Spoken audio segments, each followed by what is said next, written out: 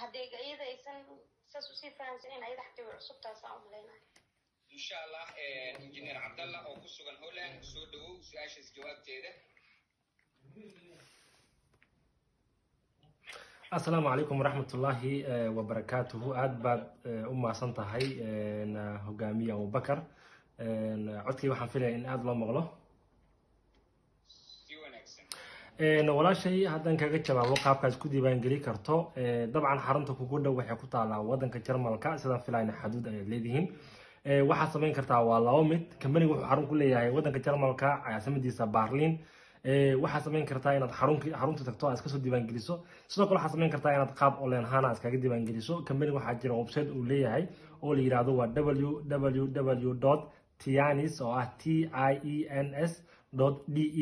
markii aad gasho automatically waxaad arki doontaa meel ay ku qoran tahay diiwaan gelin ama registration kadib waxaad u baahan tahay kaliya waxay tahay sponsor ID-ga oo halka ku qoran qofka wakiilkaaga ID buu leeyahay soo marka ID-giisa ayuu ku soo sheegi doonaa automatically marka ID-gaas geliso xogtaada buuxinaysaa form caadiya ee aad naqata magacaaga addresskaadi waxyaalaha kadibna waxaad tagaysaa productgii meeloo yaalo ayaad ka iibsanaysaa markaad iibsato waxay ku soo diri doonaan productgii adigu markaa aad iibsatay wax markaad u dalbato hadday naqato cosmetica hadday naqato mashiinada caafimaadka iyo hadday naqato